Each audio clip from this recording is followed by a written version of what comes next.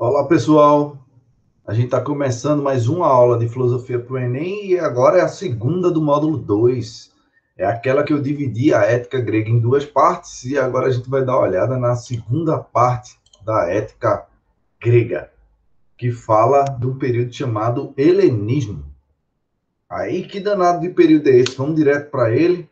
Helenismo é o período grego no qual é um período pós-aristotélico, na verdade, se inicia com o próprio Aristóteles, da influência direta dele, porque é quando se espalha a cultura grega pelo mundo, né? Dá para dizer assim, o mundo conhecido da Europa, e vai bater em tudo que é canto, vai bater na Índia, vai longe, né? A cultura grega. E aí, o grande cara divulgador dessa história toda foi Alexandre o Grande, que foi aluno de Aristóteles, né? O grande aluno de Aristóteles que dizia que devia mais a Aristóteles do que ao próprio pai. Aristóteles foi uma espécie de preceptor dele. Né? Então, essa expansão da cultura grega fez com que surgisse uma ideia de que você não era cidadão apenas agora daquela polis, você era cidadão do mundo, a ideia de ser cosmopolita, né? E também houve uma ideia muito forte nos gregos, né, que é houve uma baixa estima quanto à política, dá para dizer assim. E a reflexão agora mudou de âmbito. Ou seja, enquanto Platão, por exemplo, estava muito preocupado com aquelas ideias sobre a política, aquela tentativa de formular o Estado grego, como é que funcionaria o Estado ideal, Aristóteles preocupado com como as constituições funcionavam. Esses filósofos, depois desse período que a Macedônia toma poder do pai de Alexandre, né? Toma conta geral ali, os caras perderam o poder político e ficaram preocupados com outra forma, já que a grande gente não domina mais o âmbito político geral, a preocupação agora é como é que a gente pode, no final das contas, viver bem, né? E a ideia de viver bem começou a ser atrelada ao próprio indivíduo, né? Independente das circunstâncias exteriores, é o indivíduo que pode determinar se ele pode ou não viver bem. Então, o que é ter uma vida boa? É uma pergunta que perdura desde antes dessa época, mas formulada fortemente com essa época, dura até hoje, né? O que é ter uma vida boa, no final das contas? Ter uma vida boa é o quê? É ter dinheiro, é ter fama, como Aristóteles já argumentou contra isso, é ter sucesso, é ter prazeres. O que é ter uma vida boa? O que é viver bem? Né? E nesse processo, a ideia de autocontrole, dá para dizer assim, da sua a razão controlando o resto das emoções, é um elemento chave. Então, haverá um monte de correntes filosóficas e a gente vai dar uma olhada numa delas, algumas delas, né? Uma interessantíssima, né? Influenciada fortemente pela figura de um cara que a gente vai olhar, que é o cinismo. Tem o cínico, vem de cão. Aí dizer cão, como assim cão? Vamos dar uma olhada, né? A ideia do cinismo é dizer assim, que viver bem você tem que estar despojado dos bens materiais. Os bens materiais é uma espécie de vaidade, uma ilusão. A sociedade é uma espécie de artificialidade. Sua moralidade é uma artificialidade, né? Todos essas luxúrias, essa vaidade que a gente cria na sociedade faz com que a gente deixe de viver uma vida própria, uma vida boa, propriamente dito. Né? Então, a riqueza, a fama, as posses, nada disso vai te levar a canto nenhum, segundo a ideia do cínico, né? Ou seja, a ideia de se tornar feliz, aquela eudaimonia que a gente já viu de Aristóteles, né? O viver esse bom estado de espírito e ser livre tem a ver com cada vez menos posses. Quanto menos você puder ter, menos escravo do trabalho você vai ser, menos escravo das posses você vai ter. Né? Essa ideia se reflete hoje de uma forma interessante numa corrente chamada minimalismo, que não é filosófica propriamente dito, mas uma ideia circula nos Estados Unidos e Europa, aqui também no Brasil, a ideia de que quantos menos bens materiais você tem, né? Quanto menos bens você tem, mais você está livre para lidar com o seu orçamento, com sua vida financeira, com o seu tempo, principalmente. Com o seu tempo livre, que você não precisa trabalhar tanto, já que você não precisa de tanto para viver. Né? Quantos tênis você tem aí acumulado?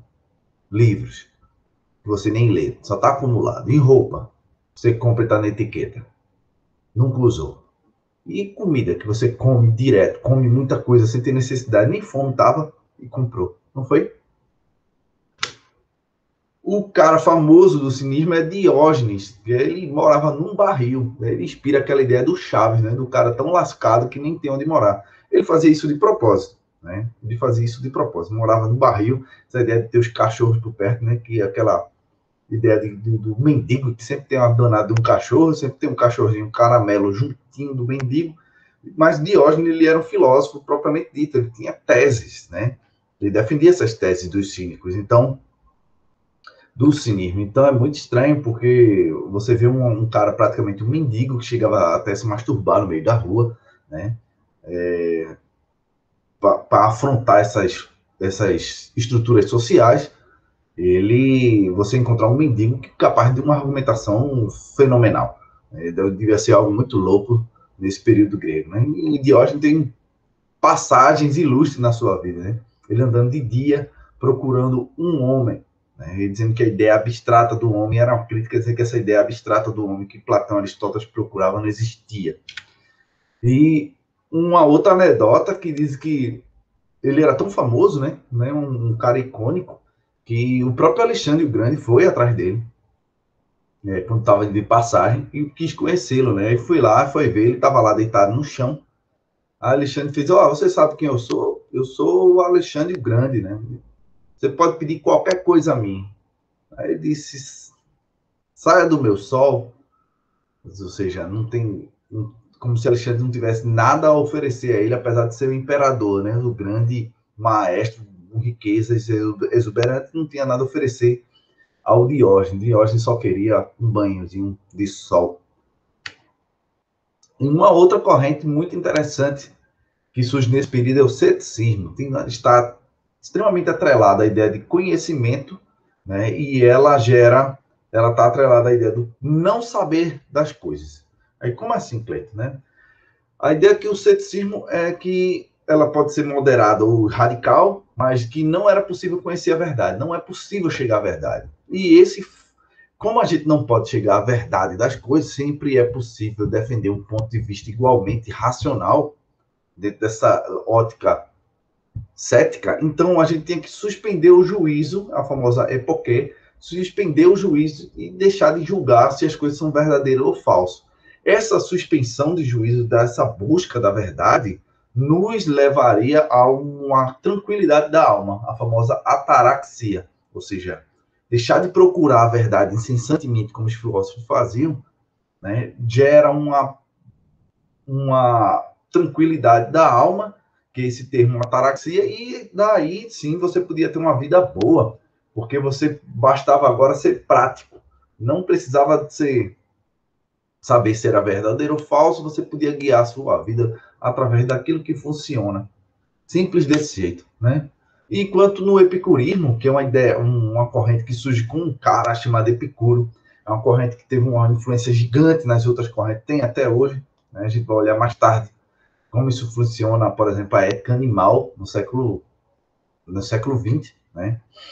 O epicurismo parte da ideia de Epicuro, que é um filósofo que ele partiu do atomismo lá grego antigo, que a gente ainda vai ver, dizendo que o mundo era formado todo por átomos, né? E pelo fato de ser tudo formado por átomos, nosso corpo também é, e a única forma que a gente tem, o único bem que a gente pode encontrar é a sensação, são os prazeres.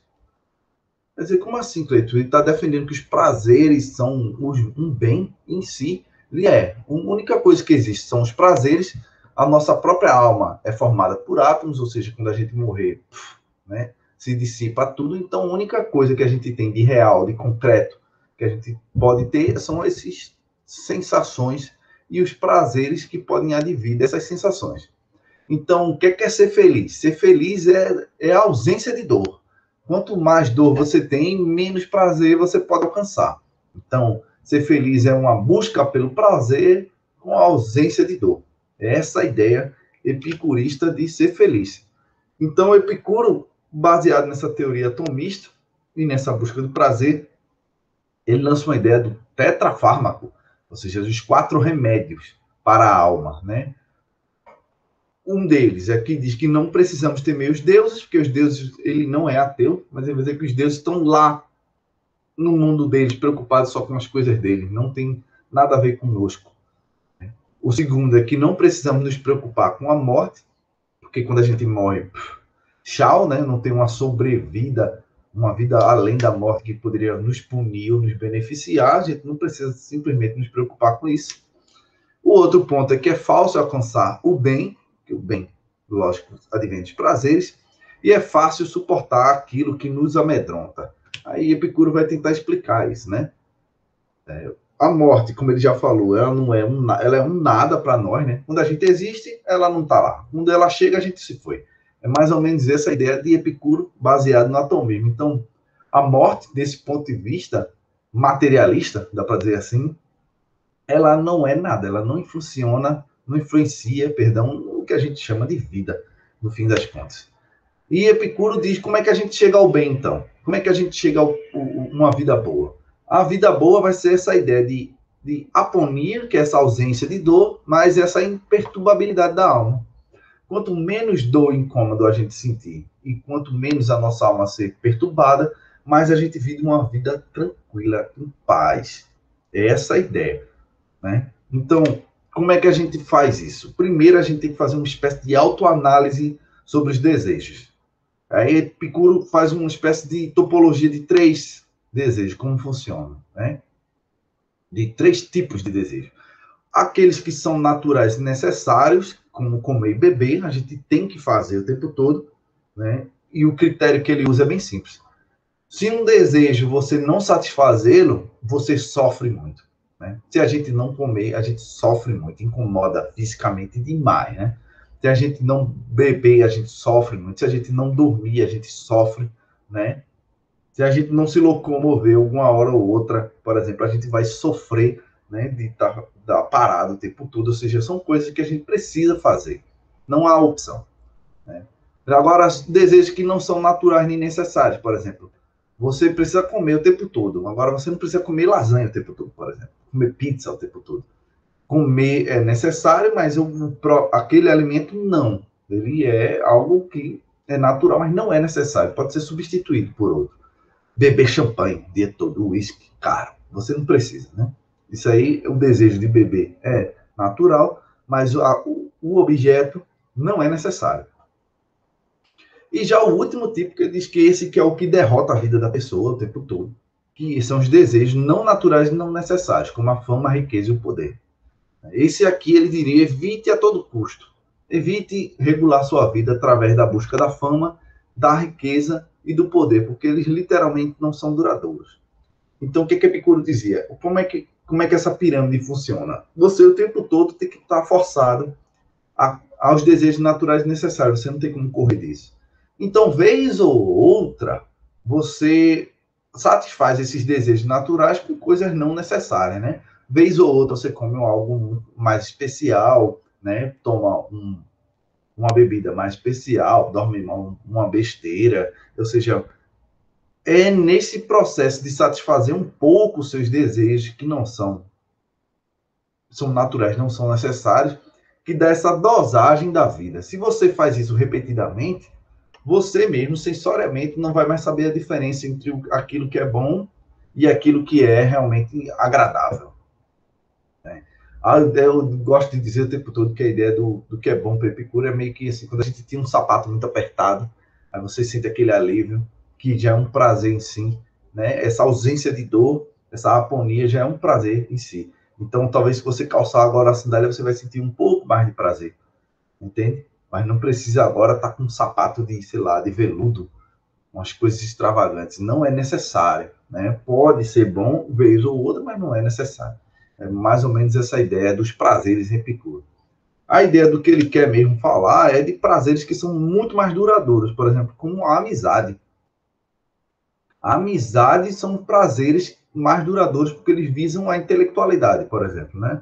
Enquanto o prazer físico, por exemplo, de fazer sexo acaba rápido, né? A amizade é algo que pode lhe proporcionar um prazer que pode lhe durar muito. Então, o Epicuro, mesmo desgostoso com a cidade, comprou uma espécie de sítio e foi morar um pouco distante e criou uma espécie de comunidade no qual as próprias mulheres e escravos podiam filosofar. Era ensinada a filosofia de Epicuro lá, né? As próprias gravuras nas pedras eram colocados dizeres do que ele dizia para fazer. Estava lá, né? Teve cidades inteiras que foram influenciadas por essa argumentação de Epicuro, esse modo de vida. É desse tipo de argumentação, desses filósofos que a gente está tratando, que surge a ideia de filosofia de vida.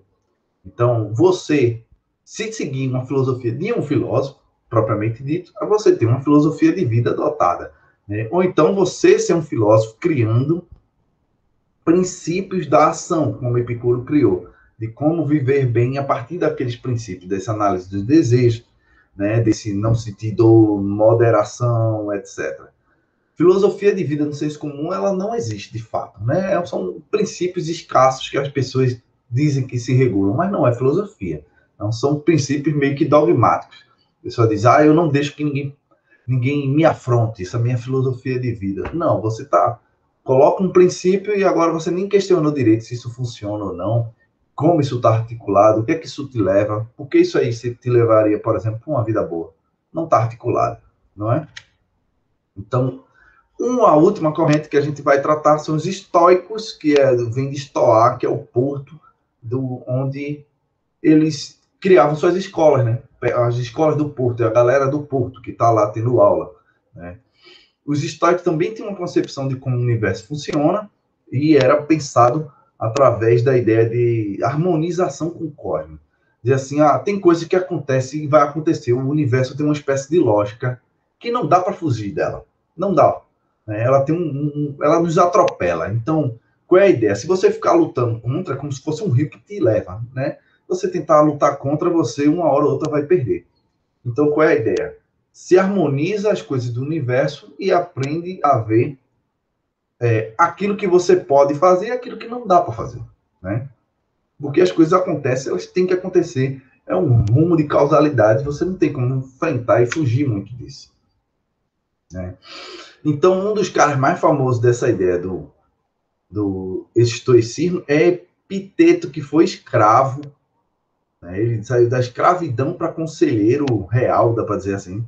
Ele era manco, né? Ele tinha uma deficiência na perna, vocês veem a imagem dele com uma muleta, né? E mesmo assim ele foi bem, mesmo manco, mesmo escravo, ele teve uma ascensão através da sua própria filosofia. Então, isso fica claro como essas filosofias e com a importância do argumento dele, dessa argumentação dele, teve um status social muito bom, né? Uma das coisas que ele prega de uma forma insistente é que tem coisas que a gente que está no nosso poder e outras não. O que é que está no nosso poder, no final das contas, né? O impulso, o julgamento, né? O juízo, o raciocínio, né? O desejo faz parte do nosso encargo, como ele chama, e a repulsa. Isso tudo, por exemplo, tudo aquilo que a gente possa controlar. Isso aí faz parte do nosso encargo, né? Da nossa grande parte disso são atributos mentais, a gente pode dizer assim, né? Coisas que a gente não pode controlar, por exemplo, nosso corpo, a gente não controla se a gente fica doente ou não, né? A gente não controla, por exemplo, se a gente vai defecar ou não. A gente controla aquele momento, mas a gente não controla deixar de fazer ou não deixar, ou deixar de fazer. A gente controla até certo ponto, mas ele, uma hora o corpo vai comandar alguns aspectos, né? Deixar de respirar, você não pode fazer isso. Então, não são dos nossos encargos, não faz parte do nosso encargo. Nossas posses, por exemplo, a gente pode ter e deixar de ter. A nossa reputação, porque depende dos outros, nosso emprego, por exemplo, tem coisas que a gente não pode controlar. Então, qual é a coisa interessante em Epiteto? É que tem coisas que a gente consegue controlar e tem coisas que a gente não consegue controlar. As coisas que a gente consegue controlar, principalmente, é a nossa reação ao mundo externo, né? O ônibus atrasou, você pode ficar puto, querer matar todo mundo, ou você pode entender simplesmente que ônibus atrasam.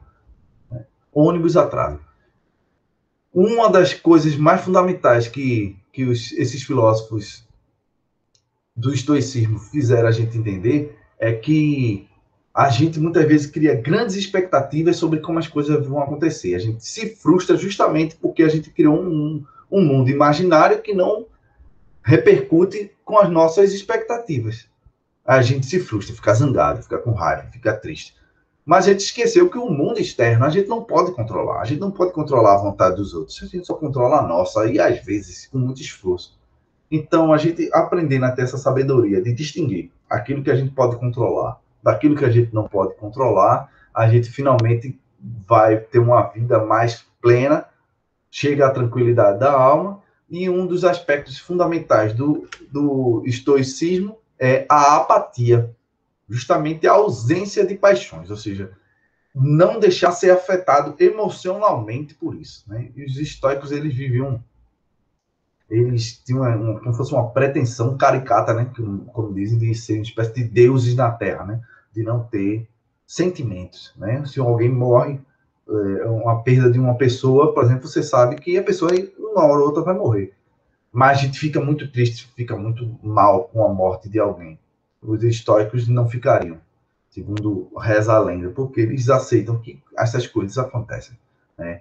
Ficar doente acontece, né? A perda de um parente acontece, não a catástrofe acontece. Tem muitas coisas ruins na nossa vida que acontece, a gente tem que aprender a aceitar isso. A gente vive como se fosse eterno, imortal, como se a gente fosse ultra poderoso, e no final das contas a gente controla muito pouco da nossa vida, né? Aí Epiteto, uma frase famosa dele, né? Doente e assim feliz, em perigo e ainda assim feliz, morrendo e ainda assim feliz, no exílio e ainda assim feliz, na desgraça e feliz. Ou seja, a felicidade só dependeria desse pensador estoico. Ou seja, ao aprender que coisas ele não pode controlar, ele aprende a não ser afetado emocionalmente sobre essas coisas, né? Sobre a opinião do outro, sobre o que outra pessoa pode julgar ou não de você, fazer ou não com você, algumas fuleiragens da vida. Você aprende a simplesmente deixar para lá, ser indiferente. Isso cria uma tranquilidade da alma que te leva a uma vida boa. Ou seja, é essa receita do estoico. Né? Geralmente só aparece, os estoicos aparecem com o Epiteto, Marco Aurélio, né, que foi o imperador, e Sêneca, são três grandes que podem aparecer no Enem. A gente vê também no Enem um cara muito interessante, que é o outro marco forte, que é Epicuro. Epicuro, sim, pode vir aparecer também no Enem. Apareceu já diversas vezes, a gente vai comentar isso em uma live, né? E a ideia, o que não sumou ainda, até onde eu me lembro, foi o cínico, os céticos. Os céticos geralmente aparecem relacionados à teoria do conhecimento, não em ética. E os cínicos, a grande figura, se vier cair no Enem, é Diógenes, que é caricato, sempre tem coisas escritas sobre ele, mas é importante essa ideia dele de lembrar a gente que os bens materiais não levam a gente para muito canto, né? É muito interessante, é muito bom ter uma vida com bens materiais, com posses, que você possa dar um conforto para a sua vida, para você, para sua família, para os seus amigos, para os seus entes queridos, mas lembrando sempre que isso não é tudo, né? Sequer para o Diógenes é considerado necessário, nem é necessário. Mas aí é uma crítica que a gente pode fazer a ele. Beleza? Então, vamos ficar atento a essas dicas. Próxima aula, a gente dá uma olhada na filosofia, na ética medieval, para a gente partir, então, para depois para a filosofia, para a ética moderna, que tem uns embates muito interessantes, para as correntes bem vigorosas. Beleza? Então, um abraço para vocês e até mais.